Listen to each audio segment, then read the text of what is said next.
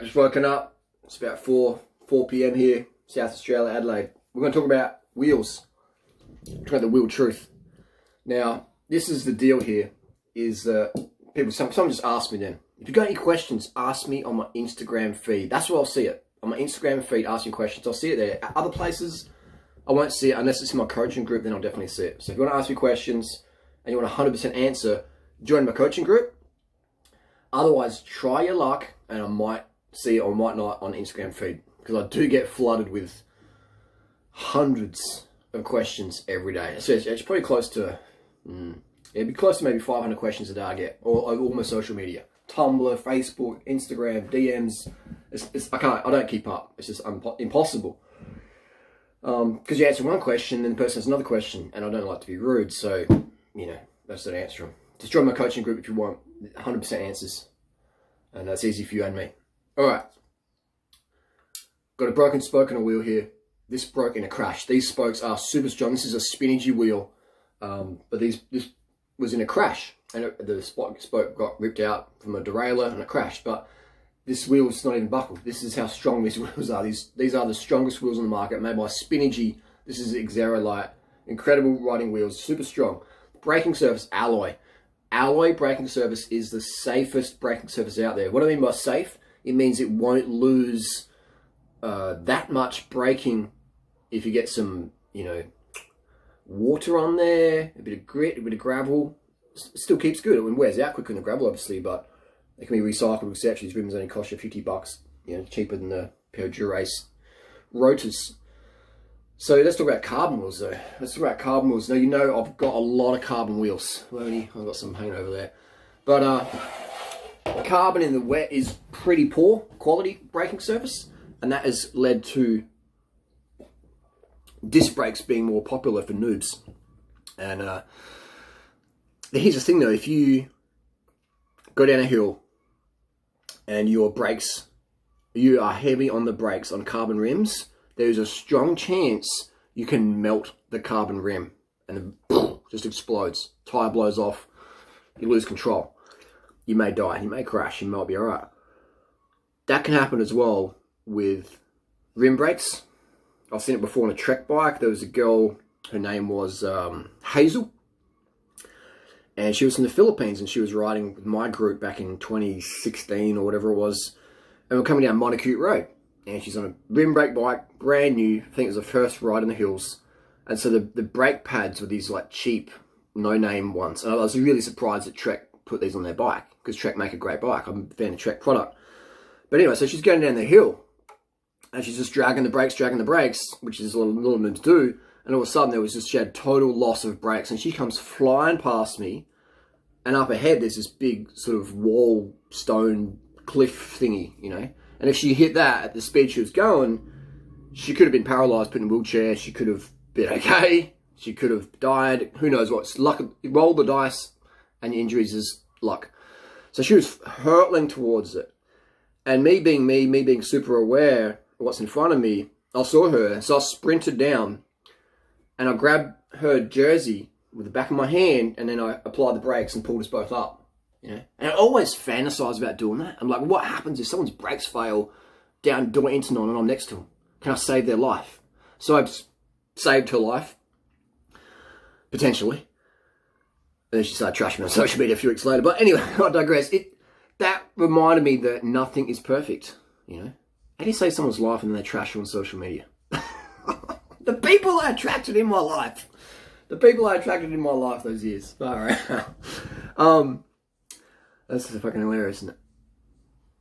So the issue was, then what happened is I ended up selling her some Shimano brakes, some 5800 brakes, and put those on her bike as well for free. Man, the amount of time I used to give to total time wasters back in the day. It's hilarious. And the life lessons, you just got to enjoy and roll them up. And so I put these brakes on, and the bike was fine, but they were really these dangerous brake compounds. I don't know what. Trek, anybody out there, please put Shimano rim brakes on your bike. They work. They just fucking work. Shimano pads work. They work. When you got cast to put shitty brakes on your bike, imagine if I wasn't there. Imagine if I was undercarbed and didn't know what to do and she just crashed. That's not good for your brand. Not good at all. So that happened on an alloy rim with shitty brakes. It doesn't matter if they're cheap. Cheap doesn't mean anything. You can get a pair of 105 brakes, which are the best brakes Shimano ever made, 5800s, for probably 20 bucks on Facebook Marketplace. They're cheap. So cheap or expensive doesn't mean anything in terms of quality, really. It doesn't. Especially in the bike industry. And so these poor brakes were poor. And same with, I've had XTR disc brakes, which are the best you can get. And I remember dragging the front brake too long on a downhill, and all of a sudden the rotor just like went sort of blackish, and then I had like the pads glazed over, and I had no front brake.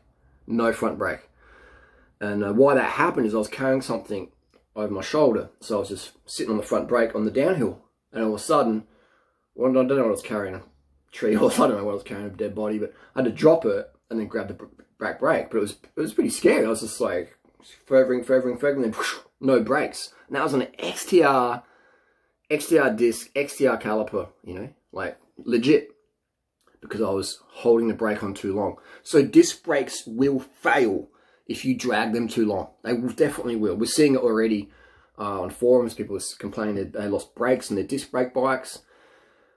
And there's also the issue with contamination. Some of the Shimano Dura-Ace calipers, disc calipers, have been leaking oil and contaminating the pads. So all of a sudden you're going down a hill and then you go to grab the brake and you've got no brakes because the oil's flicking onto your pads. And that's another issue with the road contamination as well. If you get a bit of oil on your rotor, you got no brakes. Some people say you got to chuck that rotor in the bin. Can't ever be used. I disagree with that. You can definitely just, you know, keep riding it in safe condition, and the oil will eventually burn off. But yeah, bike shops will tell you throw the rotor and the pads in the bin because they're gonna cash in. But all you have to do is just ride around the flat in a safe environment and just, you know, just burn it off. You can even maybe sand it down a little bit, glaze it over with a light sandpaper. And so with the carbon rims, man, they all will fail. They will all fail if you drag your rims, you drag your brakes too long downhill. All the discs on the road bike will fail as well if you're dragging them down the hill. They just get too hot. Feel how hot they get. They will warp. They will glaze over. You will lose braking power if you drag your hydro disc brakes down a hill long enough. That's why in downhill they have these massive 200mm rotors to dissipate the heat. The smaller the rotor, the more heat build up. The bigger the rotor, it cools off because, you know, it's going around a lot more. So with downhill, you don't really see the fades because they're on and off the brakes. And a downhill rider, basically, downhill riders, the person who uses the brakes least wins, as long as they don't crash. Same with the road as well. Like, you don't need more power on a road bike because you've got these little skinny tires anyway. So how much power can you put before that rear wheel or front wheel loses traction? It's just... people just don't know how to use their brakes properly, or they don't have proper pads on their bike. You know, like if you're using a Shimano brake, a Shimano rim brake with some Cool Stop, or, you know, Swiss pads or whatever, you know, then you're gonna have really good, you're gonna have the best brakes you can get. But again, on an alloy rim, the rim won't melt, but what will happen is your tire will explode. And that happened last year when I was in Penang. There's this hill in Penang. I would vote it as the hardest hill in the world. I have the KOM on it, so hopefully someone goes out there and says, I'm going to get Doing Riders KOM. Penang Hill, Georgetown, Malaysia. Penang Hill. Someone take my KOM. Take it. Please, give me something to chase. On the way down, I blew, I think got 2 punctures on the way down because it's so steep and you're on the brakes that your rims get so hot that you blow the tube.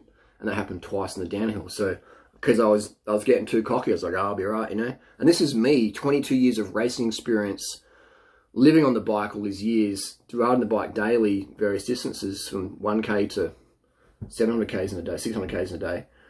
And you know, I blew tires on the way down. This is my level of experience. There's not many people in the world who have as much bike experience as I do. That might sound arrogant, but it's just true. So if I was blowing the tire off the rim on the downhill, actually didn't blow off, it just you know, flattered. Then you know what happened? That's why a lot of noobs don't go use this hill. Like, talk to the locals, they're like, oh, it's very dangerous. It's very dangerous. And I can just see people, some in the comment section, oh, Penang Hill, I'm going to do that, yeah. Man, it's like Doi Satep. People are, oh, Harley, yeah, nah, mate, fly down the hill, it's all good. And then one guy breaks his leg. One guy has head trauma. One guy pops his lung. People just didn't learn. They're like, Harley, yeah, no, mate, I'm fucking going for it, mate. I'm going to send it, mate. I'm going to send it. And they're like, you're going to send yourself to fucking hospital, bro. And you did. Many people send themselves to hospital, sending it down the Doi. And, man, it's lucky someone didn't die. Crazy. Other guys crashed, they sent it down Intanon and crashed into each other. But, yeah, so everything will fail. It's not a quality of the rim. It's not a quality about the rim. It's about your skill level. So all disc brakes will fail if you drag the rotor long enough. That's why you're going to be on, off, on, off. And if in doubt, just stop and let your brakes cool down for a couple of minutes. You know, simple as that. Do that. Like I should have done in Malaysia on Penang Hill. I should have stopped sooner. Because you basically, your rotors will be glowing for an extent. You know, they'll be glowing for an extent. And what else can I say? Carbon rims as well. I wouldn't put carbon rims on anyone's bike that I care about unless they're riding on a flat. If they're doing any like racing, high-speed stuff, I just don't trust carbon rims unless you're really like OCD like myself. Like Natasha has carbon rims on her bike, but that's because I'm overseeing that. I'm like, you know, looking at stuff all the time. But I wouldn't, you know, give someone carbon rims who was just like a bit of an airhead or undercarbed or not. Yeah, mate, I'll go for it, mate. I'm gonna send it. I'll be like, yeah, you're gonna send yourself to the hospital. You know. So carbon rims, they can fracture, they can crack, and people aren't checking them. They're like, oh, sure, right, mate, and they explode. And go to that tour of Utah. Was it tour of Utah, where the guy crashed into the Porsche and put himself in a hospital because he was just too hard on the brakes and the rims melted. They were Envy rims, high-end Envy rims. They melted. The braking surface, there's no brakes. So yeah, there was, you know, there's those issues out there. So alloy rims is always going to be your best bet. Alloy rim is the safest rim. There's no doubt about it. It doesn't matter where your carbon rims come from. I've got lightweight, I've got Envy, I've got Zips, I've got YOLO, I've got Fast Sports, and they're all, you know, very good quality high-end rims. But the lightweights, they feel the most dangerous. They're the lightest. They also feel the most dangerous. Got DT Swifts. They feel a bit sketchy as well. The Revals, I've got some Revals on here. They feel pretty good because they're a bit wider. But yeah, you just got to be careful, man. And you'll learn it. Hopefully you don't die learning.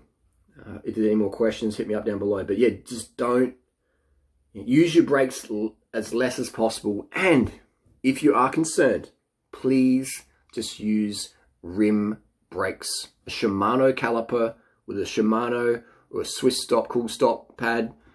And that's all you need. That's all you need. Alloy rim. Yeah, alloy rim. Alloy rims are as light as carbon rim anyway. You know. So I don't even know what the fuss of carbon. Carbon just looks better. But hey, this is about performance and safety. So if you want performance and safety, stick with the alloy rim. Get a pair of these Spinages. You can't go wrong with this. Alloy rim.